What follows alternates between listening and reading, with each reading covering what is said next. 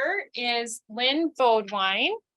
And Lynn is the owner of Bodwine Dairy near Baltic, South Dakota. Sorry, I'm not very good at thinking and adjusting things. And Lynn very graciously agreed to speak today. I know you've had a few things going on, Lynn, so I'm glad you made it. And he is going to cover, I think, their use of cover crops on their operation, right? As well as, I'm sure, a few other interesting tidbits. We actually are neighbors of sorts. I'm originally from Baltic, and Lynn has a Baltic address, but you're a little ways away from me, 2 miles. Went to church together, got to know Lynn better as we went to church together, and we're on church council. I don't advise being on church council with people who really want to not talk about church politics forever, but it was fun. It was fun. Lynn's a really fun, personable guy. He's very flexible, and he's been really willing to help us, especially with me on the extension forage journey. It's always good to have producers in your back pocket, and Lynn's always willing to help us out and provide some insight on what they're doing. And I call you an influencer in the area. A lot of people, I think, look to what Lynn and other large dairies are doing. And so when we have contacts with those people and they're willing to, we can learn from them and they can learn from us. I think it's a great relationship and really helps everybody in the long run. So thank you, Lynn. Thank you. So is there a clicker? Yes, right there. Okay. So, good morning. Good morning. So she told me she gave me 10 extra minutes and she just took it. So, so what I'm just a little bit, I'm going to pigtail on, this Midwest Forage Association. In a past life, I was on, spent lots of years on Land O'Lakes corporate board of directors. And so I've been to DC probably 20 times in that whole lobbying thing. And the one thing I will say, there was issues at a federal level with the things I don't think she touched that I saw, so like the corn silage and the forage end of it. I mean, to be quite honest with you, corn growers and those people do not represent you at all. So if you go and sit with our Senator Thune's guy, or you go into, on the forage end, there's really not a lot of insight. So if you're trying to change something crop insurance wise, you're trying to change anything, there is not a great advocating voice to it. I mean, Farm Bureau. So that's why I say you need to have something. I don't know that gobs of money, what they do, but you need to make enough noise to have the recognition with politicians, and that is strength. One of the first things they ask is, what part of this industry, how much do you represent? Who are you, and that's what you really need to drive. So if there's any reason to become a member, if you get 10 members, that's not really a powerful statement. Okay. So there's my one point. So I'll go on to my little talk here. So what am I, where am I from? So I milk cows near Baltic, and we've got 5 dairies we milk on. It's kind of a hodgepodge of little ones put together. But all in all, the group that I run, we have nearly 13,000 cows. But we struggle with efficiencies. I farm, my home base is, the home dairy is kind of like 2 satellites and 5,000 acres. And so that's where I do a lot of farming. So we raise heifers. I'm not really, the truth is, don't ask me, we'll have a question and answer. Don't ask me a lot of deep detail on exactly what I do, because I've never been that great a farmer. And I think sometimes the neighbors get more of what not to do by watching me than what to do. But that's all part. So just a little bit, my dog, Kenny's a photo. We won that picture, was Bell Brands, a sustainability award thing. And I think they wanted, the film crew wanted my dog in the picture more than they wanted me. So just to start with, so you know, all you guys, this is a forage thing, you know, like in a dairy herd, corn silage is king. And it's really moving more toward corn silage. I just looked on Easy Feed, 46% of our total dry matter, fed to cows is corn silage. And 82% of our forage portion. So, and alfalfa is less than 10%. So we're really going, declining on how much alfalfa. We still raise alfalfa.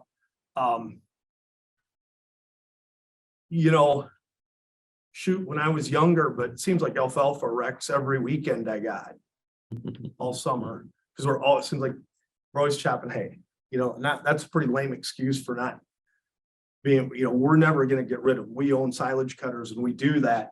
But I think a lot of dairies just find it difficult. And this whole changing environment in South Dakota or in the whole region, much larger dairies, you're going to see so many more questions in my mind of new growers of corn silage for large dairies.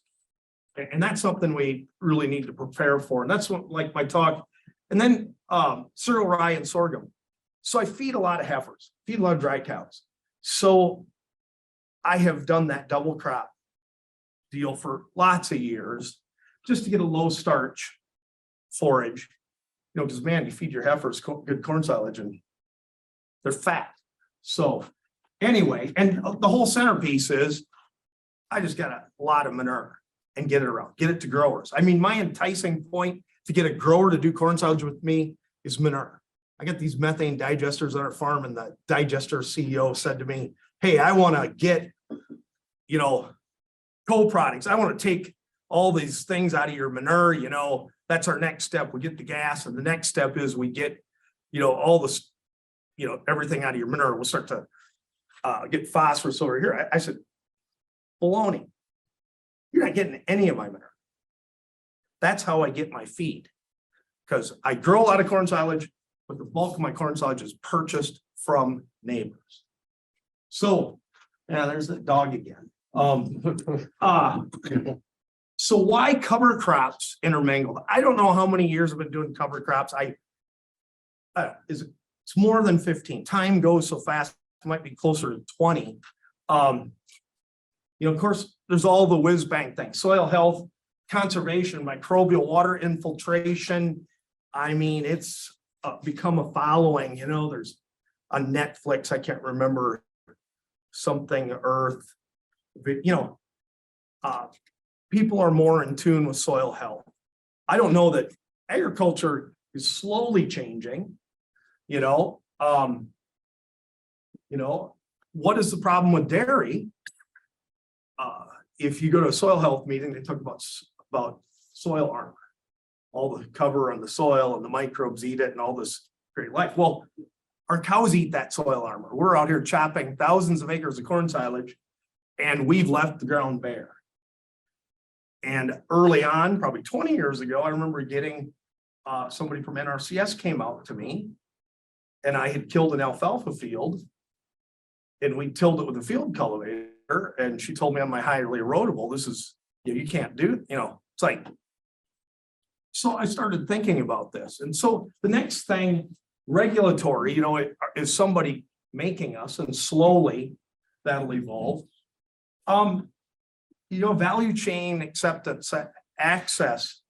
So I won a sustainability award through Land O'Lakes and Bell Brands. It was a partnership to grow more cover crops and do these things. Well, the dairy processor, pushed by whoever they sell to, whoever Bell Brands has got their own brands. But if you're Agripur plant and you sell to ABC brand pizza, it's going downhill to all the suppliers. The dairy industry is on tail end. They've made some huge commitments on sustainability, and they did it at the plant level. But the next level is the part that's hard to control, and it's the producers. And it's the largest part of their sustainable footprint. So that's where I see the push. Anytime I talk to a producer, it says, I'm not going to do any of that sustainability crap. Well, milk markets are hard to find. And that might be your next big problem. So anyway, I'm not going. So what do? Wow. Cereal Rye, I put a lot of Cereal Rye on. And then, you have Roundup goes 3x price. You got to kill it in the spring. I mean, I love Cereal Rye in certain circumstances, but in our operations, we use it for two places. We double up the seeding and we chop it for forage and double crop with sorghum. Sometimes on select, we use it as just a cover, a termination cover, and plant corn into it. But everywhere there's challenges. I mean, the winds and everything. Manure is applied into cover crops. Because you can't apply all these millions and millions of gallons of manure in one day, like I'd like to. And then we also we use oats in a mix. I mean, oats, we've got oats, barley, radish. We've done those. And what I like about it, we spread quite a bit of yard manure and I grind the bedding and I put it on that. I love it when I got a grassy fall field and I spread manure into December, maybe all winter. And I've got something out there and then we've no-tilled corn into it. As long as we've got that bedding chopped up and the guy on the manure spreader is not an idiot, So, and we have done on highly erodible land, I have done no-till. I put oats on in the fall, got it prepared, got it manured, and then just no-tilled alfalfa into it. So, this slide is, forage success to me, it's pounds of dry matter per acre. This is just last year. We were a really dry year. That's why I took the rain gauge from the shear guy that was out here and I was hoping it rains. I need to get a new rain gauge because I was so mad at it. I just kicked it over and busted it. So corn silage, like at our home dairy, we had 7.14 tons dry matter per acre. Little lower, but not, I'm in my home. So look at alfalfa and you wonder why guys are moving away from it, why you're having a little hard time talking growers into doing it. That is an average. And that's first crop, that's the average. And I know everybody says, I get 6 ton alfalfa. And, I've been tracking this for years and I kind of say bullshit sometimes. So it's like, wait a second here. Do you really weigh your tons? Because I do. And I'm sometimes in shock how I don't do as good as I kind of thought I was. So rye sorghum, there's that cover crop combination. So I'm proud of that. I got 8.89 total dry matter tons off that this year. But I've been doing this for a lot of years. It's tied, but this is the first time it's beat the corn silage because I've done such a poor job of making that rotation work. And I'll talk a little bit. So, and then you look at the dry matter tons. I just talked about it. Well, I jumped on, did some averaging. So we do everything in cost. But you look at our dry matter tons on corn silage, and this is owned land. It's just a dry matter cost that we have in our easy feed, 185, alfalfa 190, double crop 113. That's my cost. So, and wheat straw is my replacement for my double crop, what I got to buy, and pretty expensive. So you can see that double crop for forage for heifers works for me if I'm farming or renting land. But now it shows you why you're not getting a lot of guys excited about alfalfa. So, and this, I'm just going to click through this. This is something that they did on that Bell Brands. And it's just trolling through it. But this is True Terror. This is Winfield's model on sustainability. I don't know, many of you guys seen this before. This is what I was shown. They showed to the Bell Brands. Land O'Lakes had a report. How sustainable is Lynn? What has he done? What partnership you did in that evolution? And the truth is, a lot of this, I was kind of surprised. But my quick example is these big companies that are buying milk from me want to know this stuff. They need this type of information to their doing their modeling and their environmental footprint. And so, I mean, you just look, and this is about nitrogen efficiency, that kind of surprised, I'm 0.8. You know, I gave all my manure stuff and so I'm lower. And yeah, if my cover crop all works. And you remember wind erosion, soil quality trend. A lot of stuff, and you can make numbers, be what it is, but that one, you know, with digesters and everything, my greenhouse gas emissions were low. So. It's not moving, so. Yeah, so I just put this slide, importance of conservation, that there. Is one of my Hispanic employees, and that's that wall cloud, that derecho.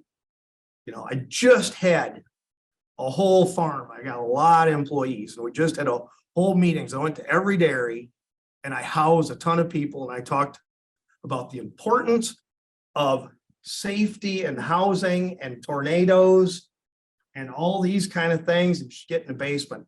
Well, I'll bet you there is 10 videos from my employees that floating around on Facebook everywhere with them out taking pictures of that duration. God. So anyway, so this is just pictures of problems. So I told you that, yeah, I do these cover crops and I'll plant alfalfa into it. You know, well, you know what? The drill broke down. The oats didn't get seeded in the fall on time. It didn't come up, didn't make cover. So what did I have? I had a rolled smooth field getting ready for alfalfa. It was the lightest ground I had. And I thought I was going to have oats like this. And you know what I had? A few started not to do anything. And I had the worst. You can see a little bit on the side of the field by the fence line. There's my alfalfa. You can see the start right there. That one is what the whole fields look, and they blew. So if you're going to do that, what I said, you know, I've done it successfully, but man, I made a mess. I had a landlord that was ticked off, you know, and yeah, I know the circumstances, but go explain that to him when his field's blowing all over. Mm-hmm. So that's a challenge. Right here's a reason why, and can't see much in here, but this is a field a couple of years ago, probably a 3% slope, a pretty uniform slope. The cover crop drill, and this was cereal rye, killed early before corn planting. There was 3 rows in here that were skip rows, that either the drill went empty or whatever, missed or. But we had gotten a pretty fast inch something of rain. Well, you look at that. Is there a pointer on this thing? No. Oh, button there. See that? I walked out in that field. This is the end rows. It's sloping down, and the end rows kind of level out. And you can see this here from those 3 rows, very uniform hill, downward slope. Look at all that black dirt that came down this hill where I didn't have cover crop. You know, and I'll back up. What were the reasons that I told my dad we needed to start doing cover crops? Because we got some hilly land, and my dad was used to every so many years having his friend with the dirt scraper empty the ditches. I was like, you know, doesn't make a lot of sense. So there is a reason. So here's some of the things we do. Like this year, we've done a lot more oats, fall terminating. So here is a picture of oats and radish and a mix drilled into the corn stalks. We did another trial this year, a lot with one of these high sprayers and into late, you know, into the end of season corn, the high and put. And last year was pretty dry. And so the only thing I'll say about this, in the wheel tracks where the seed was pressed, but the other rows didn't take very good. So that might work really well, but you've got to have the right conditions. So what I always say, like we keep drilling. We need to have our drill out there when this corn silage chopper is chopping. That's the most important because you're running out of GDUs. Get it in the ground as fast as you can. And the drill seems to give us the best bang for our buck, and seed prices are high. So after seeing lots of acres like this, and there is this field here that I took, this is 90 pounds a trial. This is one of our fields that we did this in and got a shot of rain. This is another field, and I don't think it would have mattered whether it was 45 or 90. That works if you get some rain and humidity. But, I feel like I can't afford to throw seed out there without getting it to grow. So cereal rye is a forage. That's just some pictures and they're, like I said, I'm not very good at this. But yeah, we love it. Look at all the roots in the soil. Look at all that. That's just great. That's what the soil people love. Here's the problem. Now, these are some interesting right here. That field was the same field that I showed in that picture where we took it off. So a little later, we took our no-till planter out. So I had sprayed the cereal rye ahead of cutting it. Let the Roundup go in, make it dead. So I'm dead. See how dead it is? We went out and no-tilled into it. This is a skip. It's a good thing that my drill operators suck, because then I can see what happens in the middle where there wasn't something. And there is little tiny sorghum growing here and here where there was a skip. So was it moisture? It was really dry that year. Is it nitrogen? Is it allelopathic effects? I don't know. This here is another field. See how small this, all planted the same day. Look at how big this is compared to there. You know what this was? A badger mound. A badger dug a hole. The planter went over it, same time. Yeah, that I think yielded a little bit better. And so the issues I have and soil health, all this stuff, you know what I'm doing next year when my cereal rye is done? I'm going to take the field cultivator out and I am going to rip up that stubble and get my sorghum plant. And I'm not going to booch around with all my little no-till and that. I'd rather have roots that start growing than having to reseed it. This year I reseeded some of my, I should have been successful because I had one field that I seeded 3 times. So, so here's just a picture of the manure applicator rolling. This is through a spring rye, cereal rye field. And we killed it and had a pretty good kill. We killed it.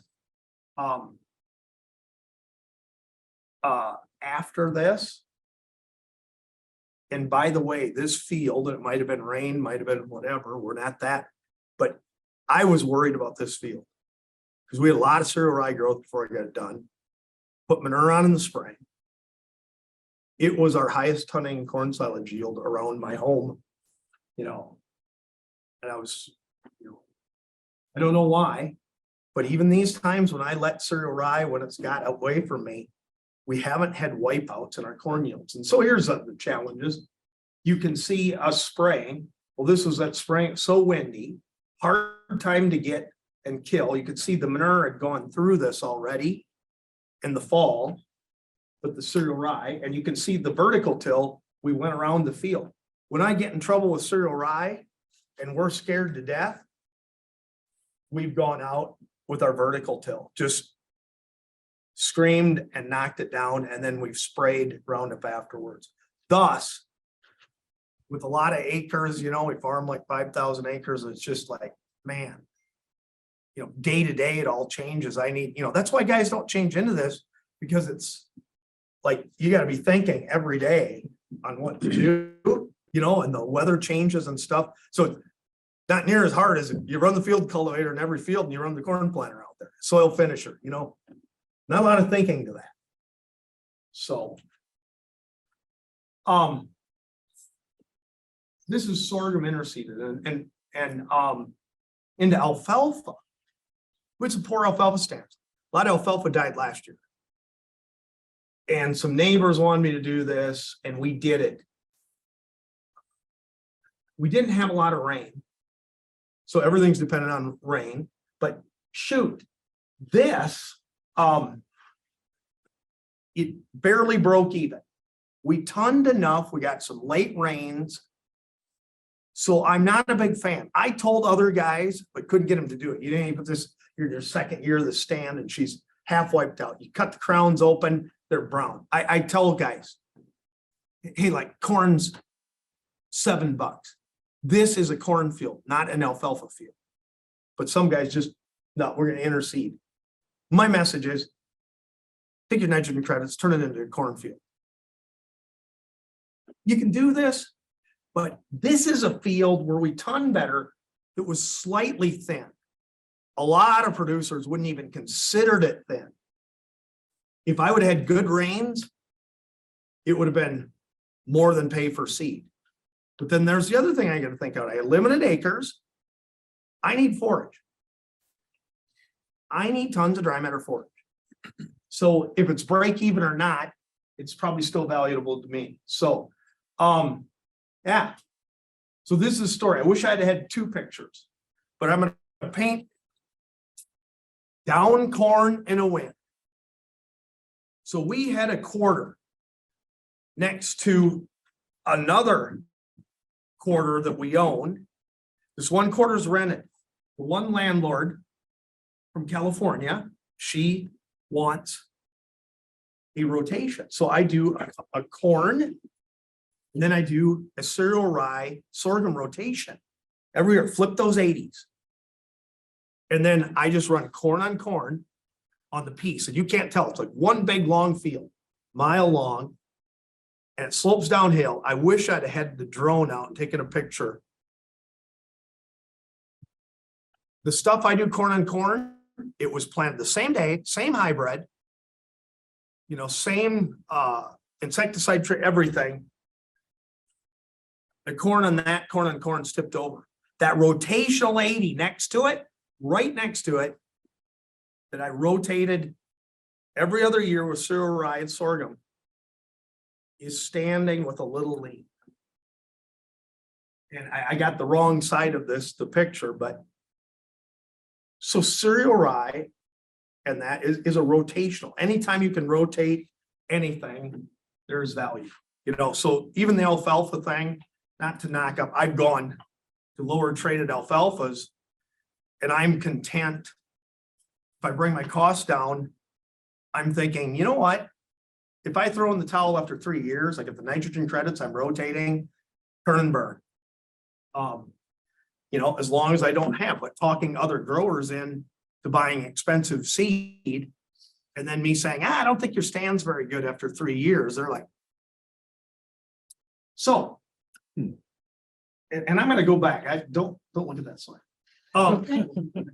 It makes me sick. So one thing that I failed to put in here that I had a challenge with is the no-till. Last year, I've done good with it in other years, and that's why every year is different. But I had emergence challenges with certain hybrids where we no-tilled in, you know, and the downforce. I think it going through the Manure thing in the fields, when you look at the downforce map, it's just, they're just hopping. And I think we plunged a little bit and we got some seed a little deep. You know, it was supposed to be 2 1/4.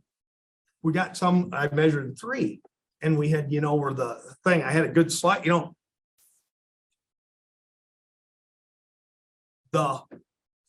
And there was a lot of poor emergence last year. I looked at the yields. Man, I lost almost, you know, a field that was done good and it just rained. It was cold rain after it. So it's all these reasons, but I lost 4 tons as fed of forage off of that compared to, so, wow. You know, you gotta think, that's why I'm moving more towards oats. I want to cover. But man, I can't have emergence problems. I can't have some of these things with cereal rye. So I'm moving a little less of cereal rye. So challenges come on all fronts, and I'm just gonna, that's a mower on a new tractor.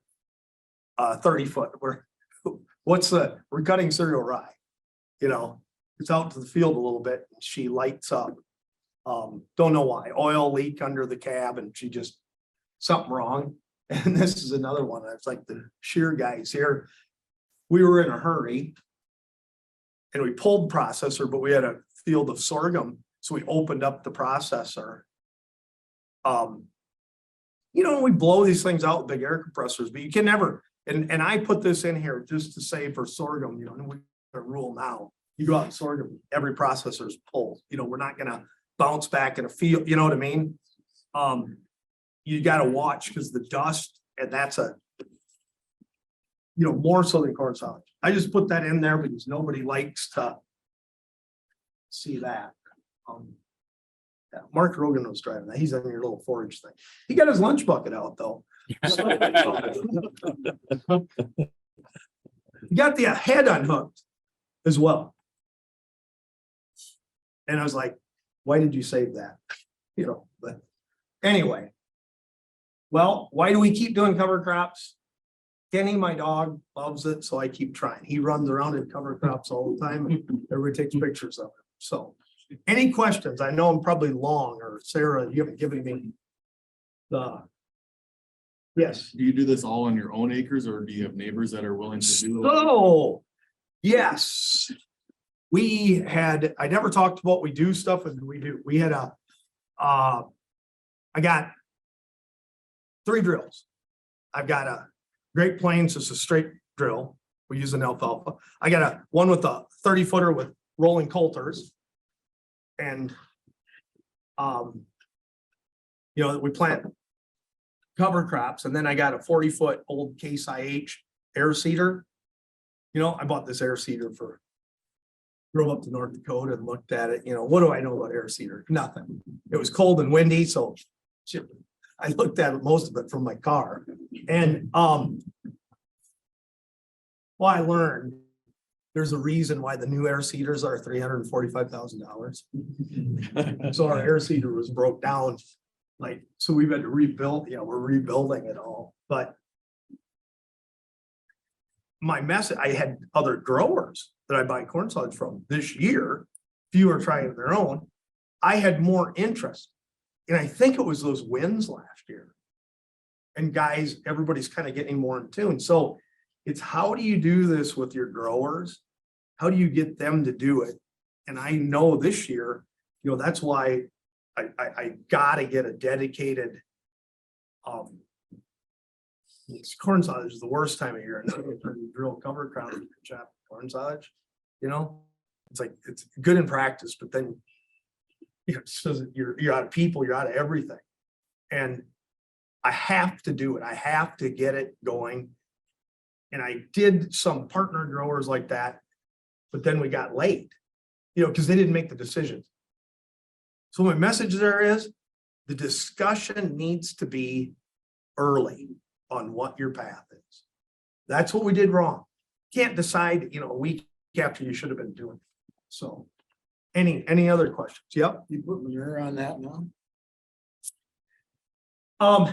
So this field